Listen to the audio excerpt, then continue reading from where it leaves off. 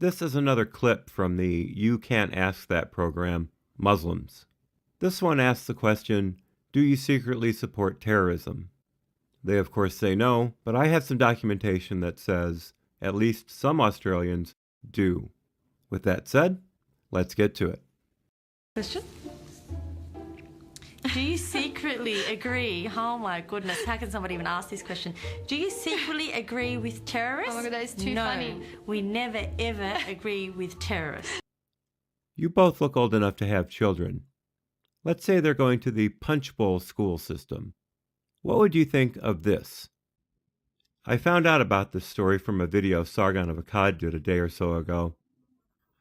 It's about extremism, Islamic extremism, at a place called Punch Bowl Public School.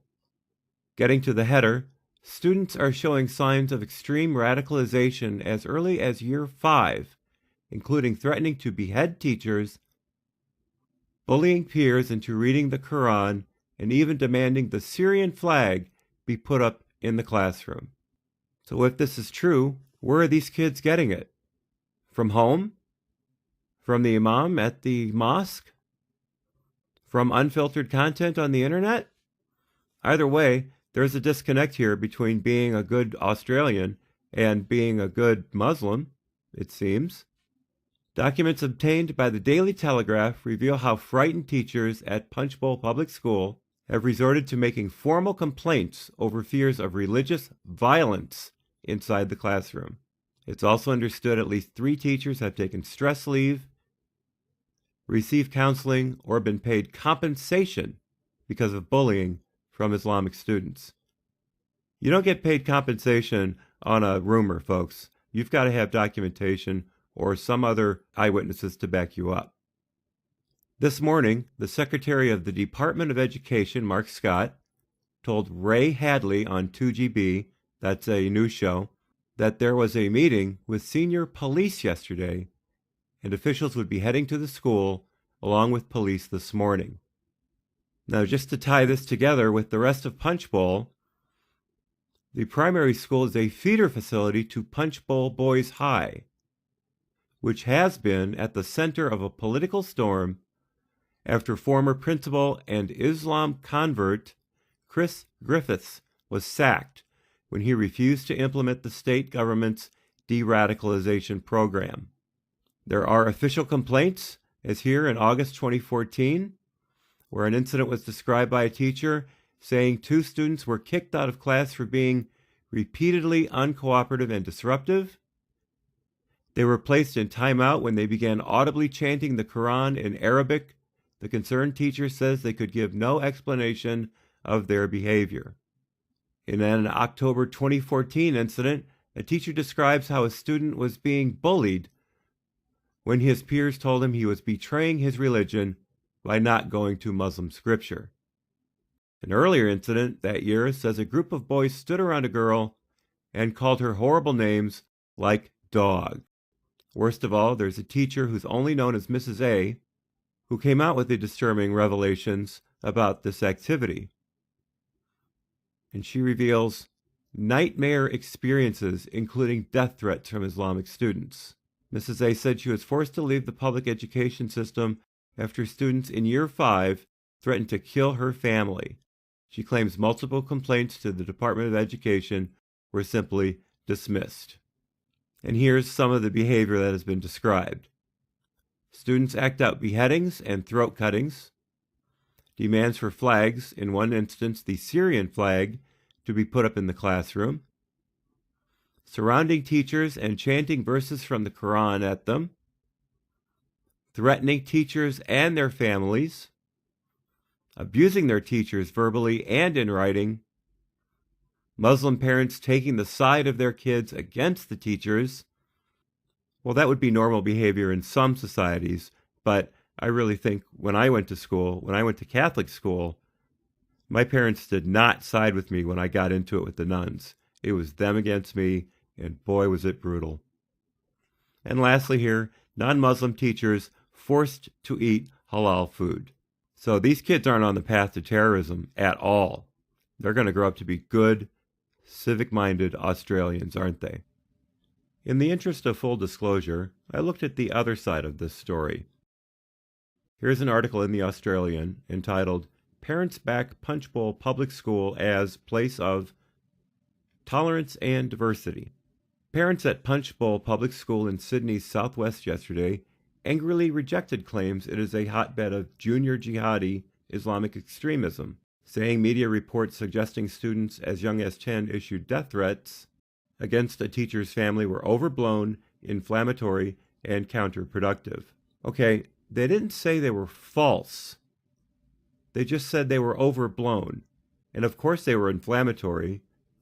And counterproductive to what? We're talking about people being threatened with death. We're talking about people being bullied over not reading the Quran. How is that counterproductive? We're talking about a teaching environment that is completely antithetical to learning. I don't see how the things I just mentioned could help that. So how can pointing those bad things out be counterproductive? Here's one that really caught my eye. But parents denied problems at the school. My son is in grade 5, and he doesn't even know how to tie his shoelaces, let alone behead someone, one mother said yesterday as she came to collect him. Okay, grade 5 in Australia is the same as 5th grade here in the U.S. You're aged 10 to 11 in that grade. If your son is 10 years old and he doesn't know how to tie his shoelaces, you are one bad fucking parent. I could tie my shoelaces when I was 4. So is it just that your kid is slow? Or perhaps that you're lying and you're just trying to make something up to sound like he's an innocuous little boy and no 5th grader could ever do such a thing? Y'all be the judge. So, if we do, it's going to be a secret, isn't it? Laugh it up, fuzzballs. Perhaps you want to keep it a secret, but it seems like y'all are doing a fairly bad job of it. Here's a Business Insider article from just 2 years ago stating, Australia has become an unlikely hotbed for ISIS recruiting. The London-based International Centre for the Study of Radicalisation and Political Violence reports that between 100 and 250 Australians have joined Sunni militants in Iraq and Syria. Given Australia's vast distance from the region and its population of just 24 million, it is a remarkable number. The center estimates that about 100 fighters came from the United States, which has more than 13 times as many people as Australia. Muslims make up about 2.2% of the population in Australia, compared to just 1% in the United States. And while many U.S. Muslims are from families who migrated in pursuit of the American economic dream, a larger portion of Australian Muslims are from families who fled Lebanon's civil war in the 70s and 80s. Australian Muslims of Lebanese origin are largely based in Sydney, the country's biggest city. They have been less successful in integrating into Australian society than many other groups, and the first Australian-born generation of these migrant families has been overrepresented in terrorism offenses and general street crime. This article goes on to name a number of Australians who have gone on to do what they would consider Allah's work. Here's one such example of a nominal Australian doing his bit for the Islamic State. Muhammad Ali, name I can't pronounce, an ethnic Lebanese who reportedly became a high-ranking member of the Islamic State's group's operational command, was formerly a Sydney nightclub bouncer and a bit-part television actor. Australian security agencies suspect he single-handedly recruited dozens of Australians and helped them enter Syria. Once a Sydney street preacher with the Muslim group Street Dawah, that name again, was reportedly killed in battle in Syria last fall at age 33. The Australian government has yet to confirm his death. He is accused in court documents of inciting from afar Islamic State sympathizers in Sydney to brutally slay a randomly selected victim. Security services recorded a telephone conversation between him and Omar Jan Arzari, who is awaiting trial on charges that include preparing to commit a terrorist act. What you guys need to do is pick any random unbeliever, he allegedly told Azari, according to court testimony. Backpacker, tourist, American, French or British, even better. Someone who's not doing a very good job of keeping it a secret, are they? What a silly question. No, that's the answer. The majority of people that are killed by terrorism are Muslims. Yeah. Look at the countries they've destroyed. Look at Syria, look at Iraq, look at, all those Middle Eastern countries. They were beautiful. It's the Muslims who are copying it a lot from these terrorists. Yeah, you're right. Muslims kill Muslims most often. But they're not the only ones they kill. 9/11, trucks of peace, Sweden, stabbings in the UK, axe attacks in Germany, machete attacks in Germany, a priest getting his throat cut in France. All of these things are important too. Just because they didn't happen to Muslims doesn't mean they didn't happen. Doesn't mean they shouldn't be looked at. It's hard to imagine how people can be capable of doing some of the sort of things that happen over there. You've really got to have your mind twisted to convince someone to do like suicide bombings, that sort of thing. Notice how he said over there, implying what, the Middle East? I doubt he's talking about Europe. So let's keep that in mind as we go a little further. I'll wrap that up, I promise. The modern terrorists, the Muslim extremists, what they're doing to people is horrific. It's repulsive. And I don't think any sane-minded human being, including Muslims, will agree with them. I don't see how the conversation starts at modern Muslims.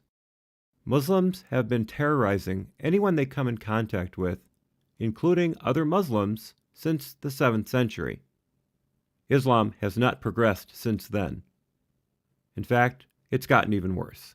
Where a non-Muslim person commits a criminal act, his religion is almost never mentioned. It's only Muslims who get their religion put up in lights and blamed for whatever they've done. I'm looking for a phrase to best sum up what she just said. Something succinct. Something clear. Maybe fucking bullshit, Grandma. Look at the crime statistics in Sweden. They stopped keeping track of what nationality or what ethnic group the perpetrators are from. And you know why? Because the Muslim immigrants from places like Somalia and Afghanistan were skewing the records so highly to their side that it was embarrassing to the Swedish government. Look at the Cologne attacks from New Year's Eve 2015-2016. They were absolutely underreported, and then the police were told, in no uncertain terms, to scrub all references to immigrants from the police reports. When a Muslim is mentioned, it's after they're caught and after it's been shown that they have some kind of ties to Islamic radicalization, if not to ISIS itself. Shut the fuck up. So you see this image today. So this is very similar to Osama bin Laden. Let me make it very clear. So he used to wear a cap, he used to wear a beard. We have to replace it with the image of your neighbor, your colleague, a friend that you know that is a Muslim. You mean like this guy, Shaikh Tawhidi. Tawhidi made an interesting little statement about a year ago after a man on a bus grabbed a Muslim woman's hijab, ripped it off her head, and then yelled at her for a while. That man was arrested. He was charged, but that wasn't good enough for this gentleman right here. South Australia Imam seeks greater tolerance and respect for the wearing of headscarves. Well, that sounds innocuous enough. Why am I even bothering with this? Well, it went a little further. The Imam of the Islamic Association of South Australia, or IASA, who goes by the name Shaikh M. Tawhidi, today released a statement saying he feared a day, quote, where the Muslim community might take matters into their own hands to protect their women and mothers, due to the assault I had just mentioned. Okay, so this is the guy we want to be our neighbor, our colleague. The guy who's threatening, inciting riots, just because a jerk ripped a hijab off a woman's head. Yes, that was an assault, but he was arrested almost immediately, and he was charged. He was released on bail. I haven't heard how the court case turned out yet. But still, the law worked. That's not good enough for this guy, not good enough for our colleague, our neighbor. No, he wants Muslim community to take matters into their own hands to protect their women and mothers. Well, I feel more reassured already. I can't wait for the guy to move in next to me. But then again, I own a lot of guns. We focus so much on the Middle East and the terrorists and the big boogeyman because the West has to always be scared of something. If you make a study of Hollywood films, you'll see that the villains have changed over the years. At one stage, the Germans were the villains, and then it was the communists. Now it's Muslims, because that's just the popular villain. Motion picture villains didn't start with the Germans and Japanese. Motion pictures go a little more deeply than that, my dear. You had your bank robbers, your train robbers from the Old West. You had your Snidely Whiplashes with the Perils of Pauline. You had the bad guys being outsmarted and rounded up by likes of Gene Autry and John Wayne. And then as the Westerns died off, you had the gangster films. Not the gangsta films, the gangster films. Jimmy Cagney, Edward G. Robinson. Then we get to World War II, and we count up, as the lady just mentioned. There's just one thing, though. There was a reason to have fear for all of these groups. And right now, the biggest reason for the biggest fear is Islamic extremism, Islamic radicals. They are exporting their hate, they are exporting their violence to nearly every corner of the globe, except for those who have strict immigration laws. Japan, I'm looking at you. Point fingers all you want, Grandma, and whatever you're wearing, lady. We've got every right to be scared. If all the people, or for all humanity can come together and defeat the ideology by our unity, we will defeat these people. Kumbaya, my lord, kumbaya. Someone's calling, Lord. Yeah, and he's a fucking idiot in beard and white. That's gonna happen. Maybe you could clean up your own backyard and stop leaving it up to the rest of the world. We're sick of being the popular villains. It's time for someone else. I promised I'd wrap up the little guy's bit about things happening over there. Here's where I was going with that. This story appeared on news.com.au December 23rd of last year, and it's called The Other Imminent Terror Attacks Australia Narrowly Escaped. Australia would have experienced 15 terror attacks, including public beheadings on home soil, over the past 2 years if most plots in their advanced stages hadn't been foiled, according to police. Here's the latest plot. This morning, Victorian police took 5 men between 20 and 26 years old into custody. The alleged would-be terrorists had planned to target Melbourne landmarks, including Federation Square and Flinders Street Station, on Christmas Day, according to police.